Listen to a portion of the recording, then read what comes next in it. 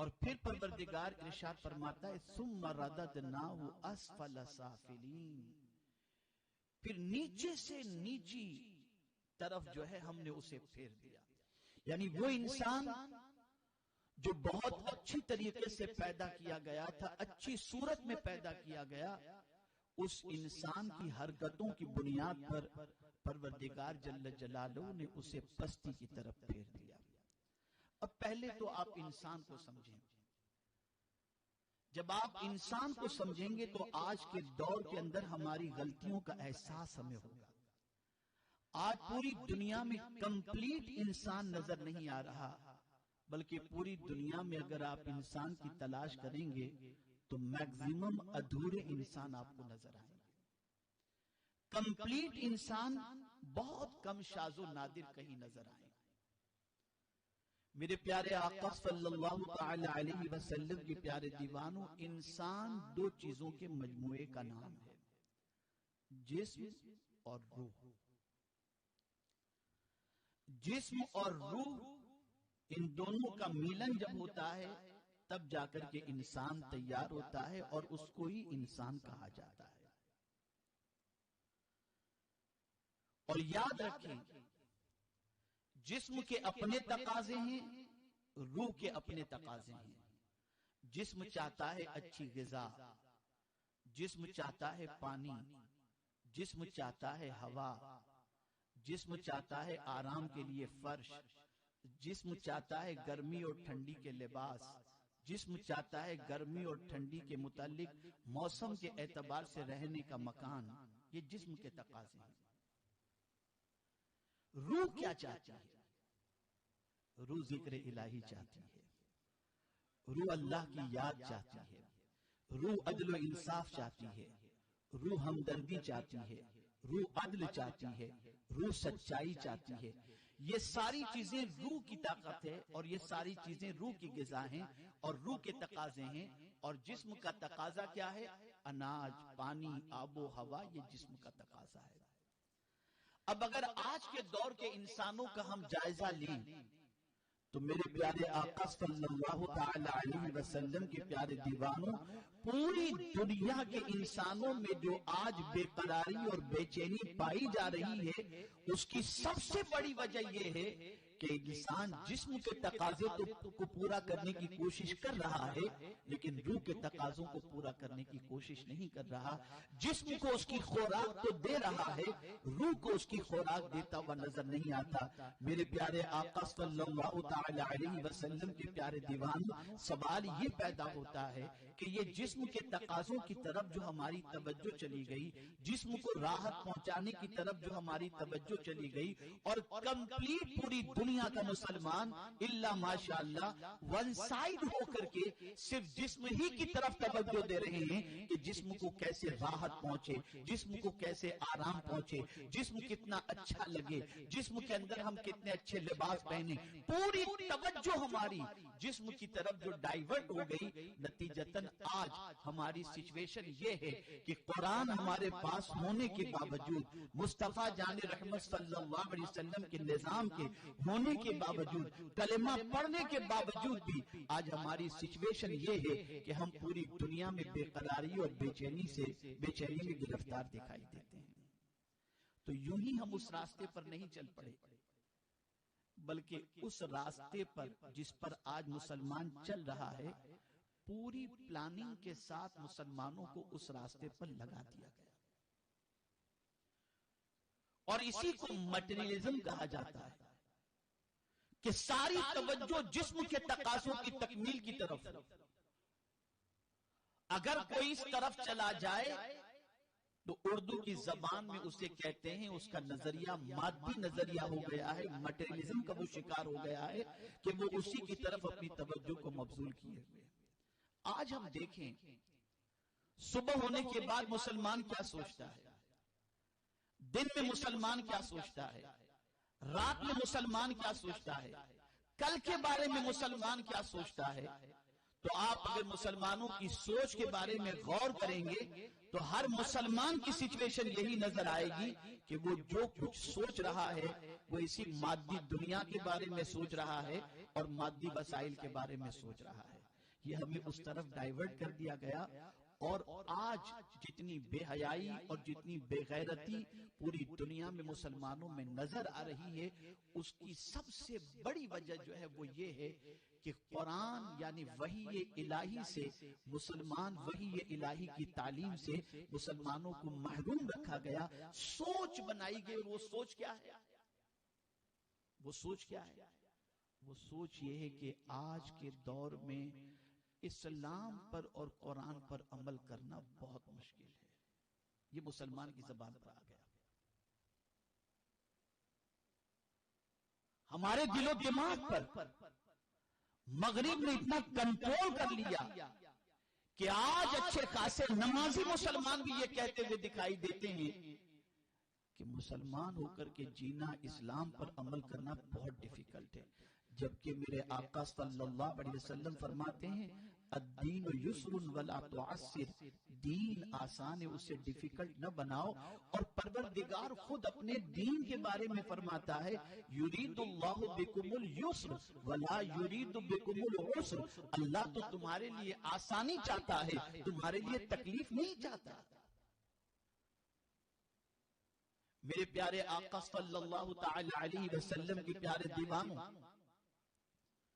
اب میں قرآن مقدس کی روشنی کے اندر مادی نقطۂ نظر، مٹیریل سوچ رکھنے والے لوگوں کے حوالے سے اللہ عز و جل نے ان کی سوچ کو کس طریقے سے اجاگر کیا، میں اس کے حوالے سے کچھ باتیں آپ کے سامنے پیش کروں تاکہ آپ محسوس کر سکیں کہ اس قسم کی فکر جس کی ہوتی ہے اس قسم کے انسان کا معاملہ کیا ہوتا ہے۔ تو میرے پیارے آقا صلی اللہ تعالی علیہ وسلم کے پیارے دیوانوں، اس بات کو بھی ذہن کے اندر اچھی طریقے سے رکھیں، اسلام اعتدال کی تعلیم دیتا ہے۔ یہ نہیں کہ تم جسم کو بھول جاؤ اور یہ نہیں کہ تم صرف روح کی طرف توجہ دو، بلکہ اسلام یہ تعلیم دیتا ہے کہ تم جسم کا بھی خیال رکھو، اور اسلام یہ تعلیم دیتا ہے کہ تم روح کی بھی غذا اسے عطا کرو تاکہ ایک اچھے انسان کی حیثیت سے تم اپنی زندگی گزار سکو۔ اسلام یہ نہیں کہتا کہ تم جو ہے رہبانیت اختیار کر لو، اسلام یہ نہیں کہتا کہ تم گوشہ نشینی اختیار کر لو، نہیں، بلکہ اسلام یہ تعلیم دیتا ہے تم انسانوں کے درمیان بھی رہو، لیکن انسانوں کے درمیان میں رہتے ہوئے تم اللہ کی بندگی بھی کرو، اور جس نے تمہیں پیدا کیا ہے اس کی تعلیم پر عمل بھی کرتے ہوئے جاؤ، اور ساتھ ہی ساتھ جہاں جسم کی غذا پہنچاؤ وہاں روح کی غذا بھی پہنچاؤ، اور جہاں روح کی غذا پہنچاؤ وہاں جسم کی غذا بھی پہنچاؤ۔ بہت سارے مسلمان آج کے دور میں غلط فکر کے شکار ہیں، اور وہ یہ تصور کرتے ہیں کہ اگر بہت اچھا انسان بننا ہے تو دنیا کو چھوڑ دو اور دنیا چھوڑ کر کے گوشہ نشینی اختیار کر لو اور عبادت کرو خوب جم کر کے، اس سے تم کو اللہ عز و جل کا قرب نصیب ہوگا۔ اسلام اس کی بھی تعلیم نہیں دیتا۔ میں آپ کو رسول اعظم صلی اللہ علیہ وسلم کی ایک حدیث کی روشنی میں اس کو سمجھاؤں۔ تین صحابہ، ام المؤمنین حضرت عائشہ صدیقہ رضی اللہ تعالی عنہا یا امہات المؤمنین میں سے کسی ام المؤمنین کے پاس پہنچے۔ کیوں پہنچے؟ یہ جاننے کے لیے کہ آقا کریم صلی اللہ تعالی علیہ وسلم عبادت و ریاضت کتنی کرتے ہیں اور کیسے کرتے ہیں۔ جب وہ پہنچے تو ام المؤمنین نے رسول اعظم صلی اللہ علیہ وسلم کی عبادت کا تذکرہ ان کے سامنے کیا، آپ کے شب و روز کے معمولات ان کو بتائے۔ تو صحابہ کرام نے سنا، تو سننے کے بعد ان کے دل میں خیال پیدا ہوا کہ سرکار صلی اللہ علیہ وسلم تو سید الرسل ہیں، وہ اگر آرام بھی کریں تب بھی ان کا مقام تو بہت عرف و اعلیٰ ہے، لیکن ہم تو گنہگار لوگ ہیں۔ تو ایک نے کہا کہ میں آج سے یہ نیت کرتا ہوں کہ میں کسی رات کو سوؤں گا نہیں، پوری رات عبادت کروں گا اور پوری رات عبادت میں اپنی زندگی گزار دوں گا۔ تو دوسرے نے کہا میں کبھی روزہ نہیں چھوڑوں گا، زندگی بھر روزے رکھوں گا۔ اور تیسرے نے کہا کہ میں کبھی شادی نہیں کروں گا، مجرد رہوں گا، اکیلا رہوں گا۔ اتنے میں حضور صلی اللہ علیہ وسلم تشریف لائے۔ دیکھیں نماز کی بات انہوں نے کی تھی، پوری رات اللہ کی بندگی کروں گا، کوئی گناہ کا کام تو نہیں کہا تھا انہوں نے. پوری زندگی روزے رکھوں گا، کوئی گناہ کا کام تو انہوں نے نہیں کہا تھا. اتنے میں آقا کریم صلی اللہ علیہ وسلم تشریف لائے اور فرمایا تم لوگ کیا بات کر رہے تھے؟ تو بتایا گیا یا رسول اللہ صلی اللہ علیہ وسلم، ایک نے کہا کہ پوری رات عبادت، دوسرے نے کہا پوری زندگی روزے رکھوں گا، اور تیسرے نے کہا کہ جو ہے وہ میں شادی کبھی نہیں کروں گا. اتنا سننا تھا کہ میرے آقا صلی اللہ علیہ وسلم نے جو فرمایا اسے سماعت فرمائیں.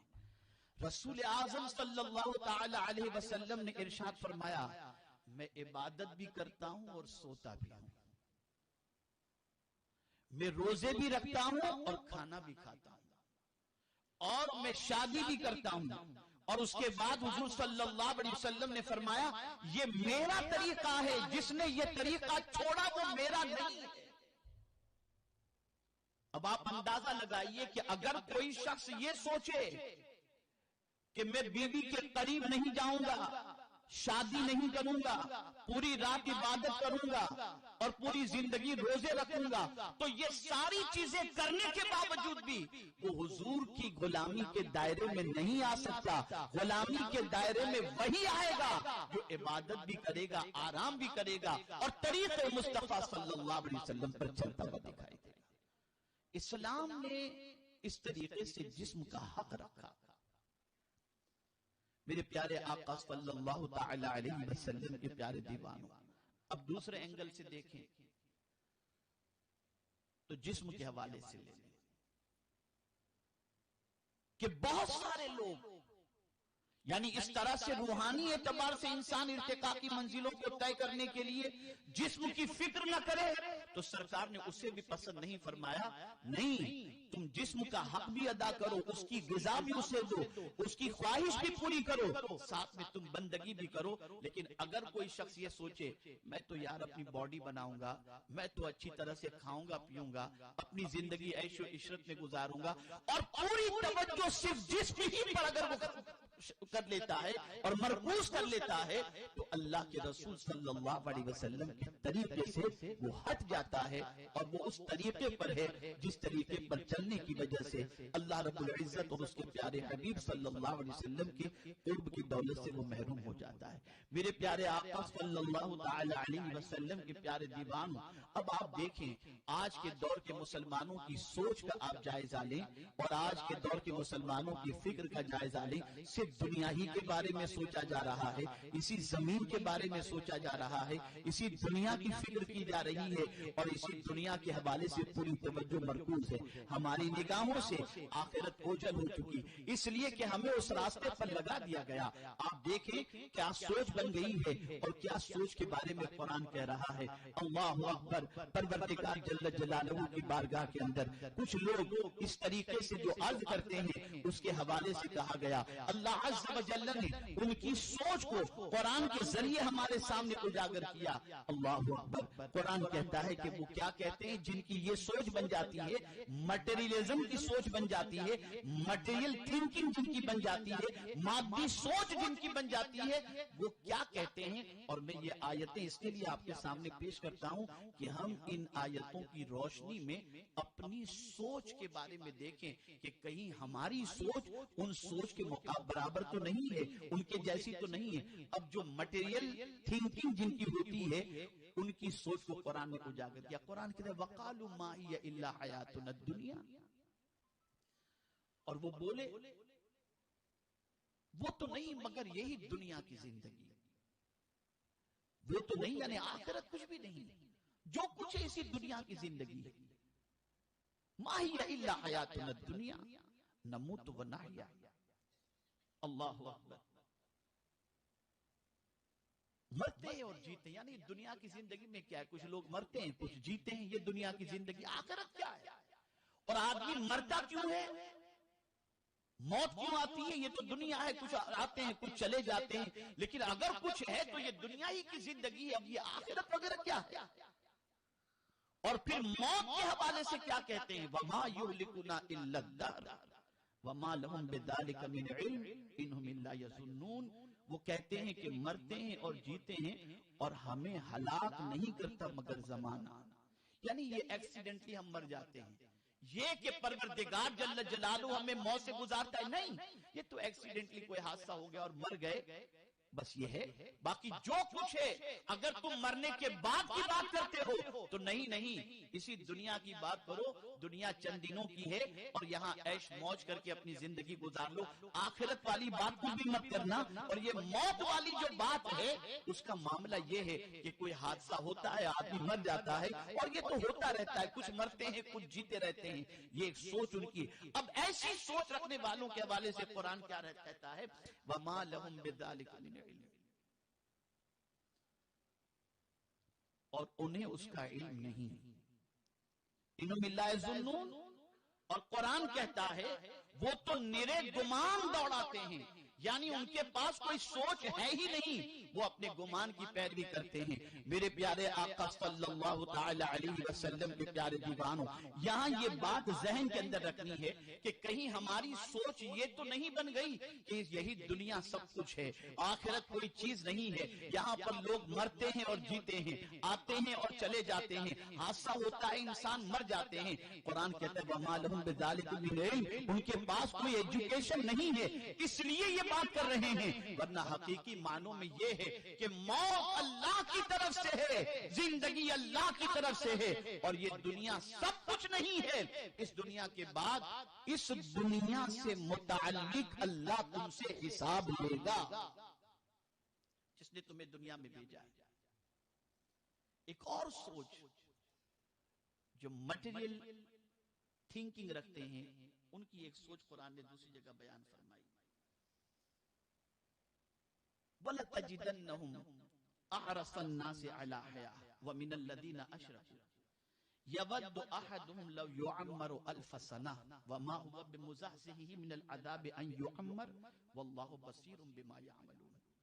اب اس سوچ کو دیکھیں جو مٹیریل تھنکنگ رکھتے ہیں، مادہ پرست یا مادی نظریہ جن کا ہوتا ہے، ان کی سوچ کو دیکھیں. قرآن ان کی سوچ کو اجاگر کر رہا ہے. وہ کیا کہتے ہیں؟ اور بے شک تم ضرور انہیں پاؤ گے. اللہ فرماتے وَلَتَجِدَنَّهُمْ، بے شک تم انہیں ضرور پاؤ گے. تلاش کیجئے گا کہیں ہماری سوچ ایسی تو نہیں. اگر وہ سوچ ہے تو خدا پرست ہم نہیں کہلائیں گے، ہم مٹیریلزم کے شکار نظر آئیں گے. تو قرآن کہتا ہے اور بے شک تم انہیں ضرور پاؤ گے. کیا پاؤ گے؟ سب لوگوں سے زیادہ جینے کی ہوس.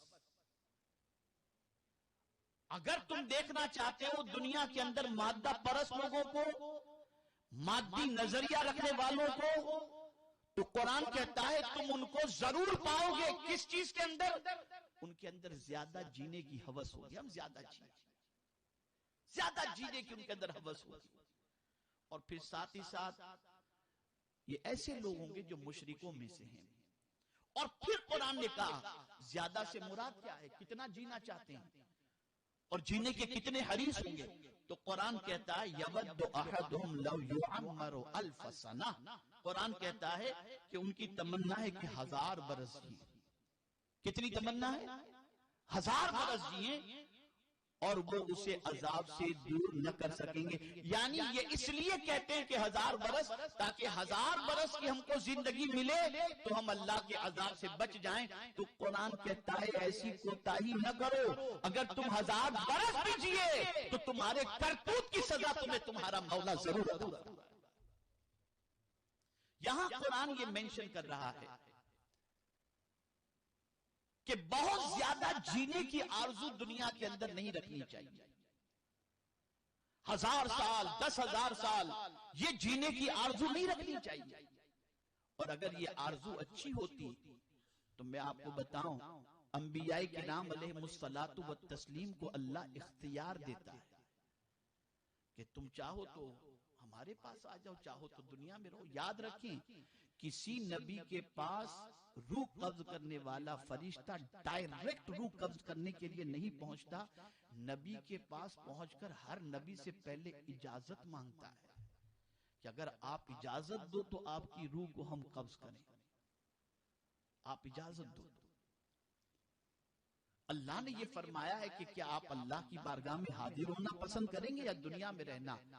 تو کسی نبی نے پرماننٹ رہنا پسند نہیں کیا، سب نے اللہ کی بارگاہ میں جانا ہی پسند کیا، اور فکر عطا فرمائی کہ دنیا میں بہت جینے کی آرزو نہ رکھو، یہ آرزو اچھی چیز نہیں ہے، اس لیے کہ یہ سوچ اگر دنیا کے اندر تمہاری بنی ہوئی ہے کہ ہم زیادہ جیئیں اور زیادہ عیش موج کریں، نہیں، ہاں البتہ اس طرح کی آرزو کی جا سکتی ہے جیسا کہ سرکار حضور مفتی اعظم ہند علیہ رحمت والرضوان کہا کرتے تھے، اور قرآن مقدس اور احادیث رسول صلی اللہ علیہ وسلم میں یہ آرزو لکھی ہوئی ہے کہ آپ یہ آرزو کر سکتے ہو، اے اللہ اپنی اطاعت والی لمبی عمر عطا فرما اور اپنی نافرمانی سے بچنے کی توفیق نصیب فرما۔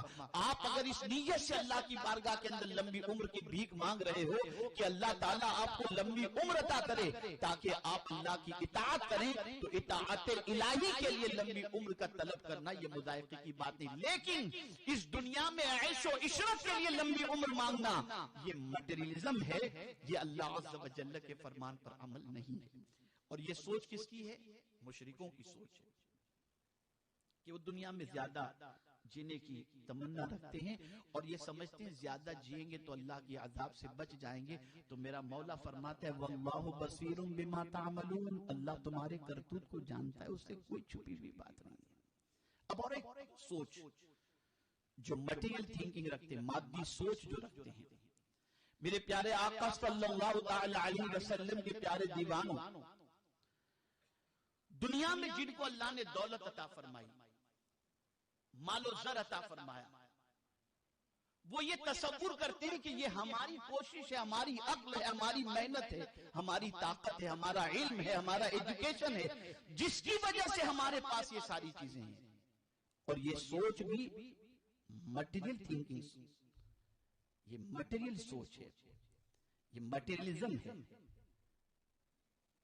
اب قرآن کہتا ہے کہ ایسے شخص، ایسے اشخاص، ایسے لوگ جن کی ایسی سوچ بنی کہ سب کچھ ہمارے پاس جو ہے وہ ہماری محنت کی وجہ سے ہے، تو قرآن نے اس کی نفی فرمائی اور فرمایا اَهُمْ يَقْسِمُونَ رَحْمَةَ رَبِّكَ، کیا تمہارے رب کی رحمت وہ بانٹتے ہیں؟ اب اللہ فرماتا ہے نَحْنُ قَسَمْنَا بَيْنَهُمْ مَعِيشَتَهُمْ، اللہ فرماتا ہے ہم نے ان میں ان کی زشت کا سامان دنیا کی زندگی میں بانٹا، یعنی ہم نے اگر کسی کے پاس کچھ ہے، کسی کو کم کسی کو زیادہ اگر دیا ہے اور کسی کے پاس ہے تو یہ کسی کو اپنا کمال نہیں سمجھنا چاہیے، یہ ہم نے بانٹا ہے ان کے اندر، کسی کو ہم نے زیادہ دیا، کسی کو ہم نے کم دیا۔ اللہ عز و جل قادر مطلق ہے، وہ جس کو جتنا چاہے عطا فرمائے، اس کو کوئی پوچھنے والا نہیں۔ اب سوال یہ پیدا ہوتا ہے کوئی امیر اور کوئی غریب کیوں؟ اللہ جب سب کا ہے، سب کا مالک ہے، سب کا خالق ہے، تو کسی کو مالدار کیوں بنایا، کسی کو غریب کیوں بنایا؟ اب اس کو پروردگار نے واضح فرمایا وَرَفَعْنَا بَعْدَهُمْ فَوْقَ بَعْدٍ دَرَجَاتٍ لِيَتَّخِذَ بَعْدُهُمْ بَعْدًا سُخْرِيًّا وَرَحْمَةُ رَبِّكَ خَيْرٌ مِّمَّا يَجْمَعُونَ۔ کسی کو امیر اور کسی کو غریب اللہ نے کیوں بنایا؟ تو اللہ عز و جل ارشاد فرماتا ہے اور ان میں ایک دوسرے پر درج و بلندی دی، مالدار غریبوں کا مذاق نہ اڑائیں، اور ساتھ ہی ساتھ تمہارے رب کی رحمت اس چیز سے بہتر ہے جس کو تم نے جمع کر کے رکھا ہے۔ جو کچھ تمہارے پاس ہے جمع کر کے تم رکھے ہو، اس سے تمہارے رب کی رحمت بہت زیادہ ہے۔ اور یہ بات یاد رکھیں، اللہ نے کسی کو امیر اور کسی کو غریب کیوں بنایا؟ اس لیے کہ سب کو امیر بناتا تو جھگڑے کرتے۔ آج جتنے بھی جھگڑے آپ کو نظر آ رہے ہیں یہ اسی وجہ سے نظر آ رہی ہیں۔ اللہ نے کسی کو غریب بنایا، کسی کو امیر بنایا، اور کوئی اگر امیر بنا ہے تو اپنی محنتوں سے نہیں، اللہ کی رحمت سے بنا، یہ اس کی رحمت سے بنا ہے۔ کوئی عالم بنا ہے اللہ کی رحمت سے، کوئی ڈاکٹر بنا ہے اللہ کی رحمت سے، کوئی کچھ بھی بنا ہے وہ اللہ کی رحمت سے بنا ہے، اور اللہ عز و جل کی رحمت ہی نے اس کو یہ مقام عطا فرمایا۔ اور یہ کہنے کی وجہ یہ ہے کہ میرے پیارے آقا صلی اللہ علیہ وسلم کے پیارے دیوانوں، مادی سوچ کا کریکشن ہو جائے اور ہم اپنے رب کی غفلت اور رب کی یاد سے غفلت سے بچنے کی کوشش کریں۔ اور یہ کہہ کر قرآن گویا ہمیں یہ سمجھا رہا ہے میرے بندو، اللہ عز و جل ہمیں بتانا چاہتا ہے کہ میرے بندو تم یہ نہ سمجھنا کہ تمہارا کمال ہے، ہم دینا بھی جانتے ہیں لینا بھی جانتے ہیں۔ بڑے بڑے لوگوں کی زندگی میں آپ دیکھیں گے کہ بہت سارے سرمایہ دار بعض دنوں کے بعد وہ غریب ہو جاتے ہیں، تو یہ تقسیم دینا لینا یہ سب کچھ اللہ کے دستے قدرت میں ہے۔ اس لیے ہر بندے کو جو کچھ بھی چیز نصیب ہو، قرآن میں ایک ضابطہ عطا کر دیا، ایک قانون عطا کر دیا، ما اصابک من حسنۃ فمن اللہ وما اصابک من سیئۃ فمن نفسک، جو بھی بھلائی تمہیں پہنچے اسے اللہ کی طرف منسوب کرو، اپنا کمال نہ کہو، یہ کہو کہ یہ میرے مولا کا کرم ہے، اور اگر تم سے کوئی برائی سرزد ہو جائے تو یہ کہو کہ یہ میرے نفس کا قصور ہے جس کی وجہ سے میں نے یہ گناہ کیا، اور جو کچھ تمہیں کامیابی اور بھلائی نصیب ہو جائے اسے اپنا کمال نہ سمجھنا، اسے مولا کا کرم سمجھنا، مولا کی عنایت سمجھنا۔ یہ ایک ضابطہ قرآن نے ہمیں عطا فرمایا۔ میرے پیارے آقا صلی اللہ تعالی علیہ وسلم کے پیارے دیوانوں، اسی طریقے سے ایک اور سوچ کے بارے میں قرآن نے کہا ہے۔ جن کی یہ مادی سوچ ہوتی ہے نا، ان کا معاملہ یہ ہوتا ہے کہ وہ مرنا نہیں چاہتے، وہ مرنا نہیں چاہتے، اللہ سے ملنا نہیں چاہتے، اور وہ چاہتے ہیں کہ یہ دنیا چھوٹے نہیں۔ لیکن میں آپ کو امام جلال الدین سیوطی رحمت اللہ تعالی علیہ کا ایک ارشاد آپ کے گوش گزار کروں تو میں یقین کے ساتھ کہتا ہوں کہ انشاءاللہ العظیم آپ کی سوچ کے اندر ایک انقلاب پیدا ہوگا۔ انسان کی زندگی کے 4 مرحلے ہیں۔ کتنے مرحلے؟ 4 مرحلے۔ ایک وہ ماں کے پیٹ میں رہتا ہے، دوسرا اس دنیا میں آتا ہے، تیسرا وہ قبر میں، اور چوتھا محشر میں۔ توجہ سے سنیں، جب وہ ماں کے پیٹ میں ہوتا ہے تو وہ دنیا اسے اتنی اچھی لگتی ہے کہ وہ زمین پر آنا نہیں چاہتا، حالانکہ ماں کا پیٹ کتنا چھوٹا ہوتا ہے۔ اس چھوٹی دنیا میں اسے اچھا لگتا ہے اور وہ اس دنیا میں نہیں آنا چاہتا، لیکن جب آتا ہے تو ماں کو کتنی تکلیف ہوتی ہے۔ قرآن نے اس کو مینشن کیا، لَقَدْ خَلَقْنَا الْإِنسَانَ فِي كَبَدٍ، ہم نے انسان کو تکلیف میں پیدا کیا۔ کتنی تکلیف ہوتی ہے کہ ماں کو وہ جو درد کا جھٹکا لگتا ہے، وہ درد اتنا شدید ہوتا ہے کہ اگر کوئی اولاد زندگی بھر اپنی ماں کو کاندھے پر اٹھا کر کے حج کرائے تب بھی اس درد کا بدلہ وہ نہیں چکا سکتا۔ آپ ذرا سوچیں، بچے کا ماں کے شکم سے دنیا میں آنا، اس بچے کو اتنی تکلیف ہوتی ہے آنے کے اندر، اور وہ بچہ اس دنیا میں آنا نہیں چاہتا، اس لیے کہ جس ماں کے پیٹ میں ہے وہ ماں کے پیٹ والی دنیا اسے اچھی لگتی ہے، اس لیے جب یہاں آتا ہے تو رونے لگتا ہے۔ پیدا ہوتے ہی بچہ رونے لگتا ہے، اور نہ روئے تو اسے جبرن رلایا جاتا ہے کہ رو بھائی، کسی بھی طریقے سے اسے رلایا جاتا ہے، اور نہ روئے تو گھر والے رونا شروع کر دیتے ہیں کہ پتہ نہیں یہ زندہ بھی ہے کہ نہیں، تو رلایا جاتا ہے۔ تو ایک دنیا جو ماں کے پیٹ کی تھی اسے وہ بڑی دنیا سمجھ رہا تھا، وہ دنیا میں نہیں آنا چاہتا تھا، اس دنیا میں جس میں بعد میں آیا اور یہاں کے رونا شروع کیا۔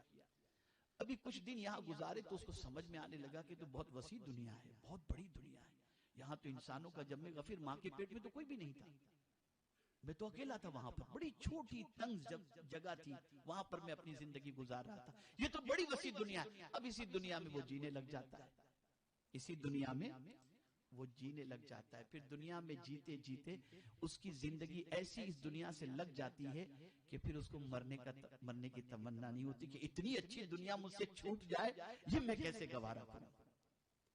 تو جس طرح ماں کے پیٹ میں رہ کر وہ دنیا اسے اچھی لگتی تھی اور وہ اس دنیا میں نہیں آنا چاہتا تھا، اس دنیا میں آنے کے بعد وہ اس دنیا کو چھوڑنا بھی نہیں چاہتا، چاہتا ہے میں یہیں رہوں نہ مروں، اللہ اکبر، اور اسی دنیا میں وہ زندگی گزارنے کے اندر فخر بھی محسوس کرتا ہے اور جینا بھی چاہتا ہے۔ لیکن اللہ عز و جل کا فیصلہ ہوتا ہے، موت آ جاتی ہے، تو اب موت کے بعد اسے قبر میں تیسری دنیا میں پہنچایا گیا۔ مرنا نہیں چاہ رہا تھا، جیسے ماں کے پیٹ سے نکلنا نہیں چاہ رہا تھا ایسے دنیا سے مرنا نہیں چاہ رہا تھا، لیکن موت آئی، اللہ نے چاہا ماں کے پیٹ سے بھی آ گیا، اللہ نے چاہا تو موت آئی تو یا دنیا سے بھی وہ چلا گیا۔ اب جاتا ہے قبر کی دنیا میں. اب جب قبر میں پہنچتا ہے تو جانے سے پہلے تو سوچ رہا تھا کہ میں دنیا میں قبر میں نہ جاؤں، لیکن قبر میں جب آتا ہے تو اگر مومن ہے، عاشق رسول ہے، تو اس کے لیے وہ جنت کا باغ ہوتا ہے. تو جب وہاں پہنچتا ہے تو اس کا دل وہاں لگ جاتا ہے اور کہتا ہے اس دنیا سے تو یہ دنیا کتنی اچھی ہے، اس لیے کہ حد نگاہ تک جنت کے دروازے کھول دیے جاتے ہیں اور اس کی قبر جنت کے باغوں میں سے ایک باغ بن جاتی ہے. اور وہاں جنت کی خوشبو آ رہی ہے، جنت کی ہوائیں آ رہی ہیں. مومن کے لیے جنت کا بچھونا بچ جاتا ہے. تو اب وہ سوچتا ہے یار اس دنیا سے تو یہ دنیا بہت اچھی ہے، اس دنیا سے یہ دنیا بہت اچھی ہے. ابھی اس دنیا کے اندر اس کو سلا دیا گیا، فرمایا گیا اس طرح سو جا جیسے دلہن سوتی ہے. بندہ سو رہا ہے مستی میں، ایک دم کوئی عبادت کرنا نہیں، کوئی ریاضت کرنا نہیں، کوئی تلاوت کرنا نہیں، کچھ بھی نہیں، نہ کھانا نہ پینا، بس پڑا ہے آرام سے جنت کی ہوائیں لے رہا ہے. تو کتنی اچھی دنیا ہے یہ، اس دنیا سے یہ دنیا اچھی. اچانک سور پھونکی جاتی ہے، قیامت قائم ہوتی ہے. چلو اب یہاں سے بھی اٹھ، اب وہاں سے اٹھایا جاتا ہے. اب محشر میں جب پہنچتا ہے تو سوچتا ہے یہ تو بڑی عجیب دنیا ہے.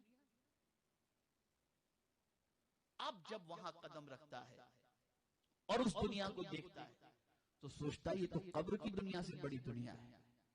اور پھر حساب کتاب وہاں پر ہوتا ہے. اور جب اللہ اپنے فضل سے جنت میں داخل کر دیتا ہے، پھر جنت میں جب داخل کیا جاتا ہے تو اس بندے سے پوچھا جاتا ہے بندے دنیا میں دوبارہ جانا چاہتا ہے؟ تو وہاں پہنچ کر بندہ کہتا ہے مولا اب دنیا جنت میں نہیں جانا، یہ جنت ہی ہمارے لیے آخری ٹھکانہ کر دے. تو مولا بھی فرماتے خالدین فیہا ابدا، جہاں ہمیشہ کے لیے اس کے اندر. تو یہ 4 مرحلے ہیں. ہم نے ماں کے پیٹ کے مرحلے کو سمجھا، یہ بہت اچھی جگہ ہے، لیکن اس سے بہتر جگہ یہ دنیا. اس دنیا سے بہتر جگہ قبر، اور قبر سے بہتر جگہ جنت ہے. لیکن ہماری سوچ مادی بن چکی ہے اور میٹریلزم کے ہم شکار ہو چکے، اس لیے ہم دنیا چھوڑنا نہیں چاہتے. اور کیوں نہیں چھوڑنا چاہتے؟ اس لیے کہ گناہ زیادہ ہو گئے، نافرمانیاں زیادہ ہو گئی. اللہ کی نافرمانی میں اتنی زندگی گزارے کہ حساب دینے کے تصور سے ڈر نہیں. ورنہ موت کا تصور اس شاخ کے لیے کتنا عظیم ہے. حضرت بلال حبشی رضی اللہ تعالی عنہ کے جب وصال کا وقت قریب آیا تو ان کی بیوی نے دیکھا کہ حضرت بلال مسکرا رہے. طبیب نے کہہ دیا کہ اب وقت ان کی زندگی کا زیادہ نہیں، بس تھوڑی ہی دیر میں اس دنیا سے کچھ کر جائیں گے. یہ سنتے ہی حضرت بلال کے چہرے پر خوشی ظاہر ہوئی، مسکرانے لگے. بیوی نے کہا موت کا نام سن کر آدمی گھبرا جاتا ہے اور آپ موت کے نام کو سننے کے بعد مسکرا رہے. تو کہتے ہیں ہاں، یہ موت ہی تو ایسا راستہ ہے کہ اس سے گزرنے کے بعد قبر میں میرے محبوب کا دیدار مجھے نصیب ہوگا.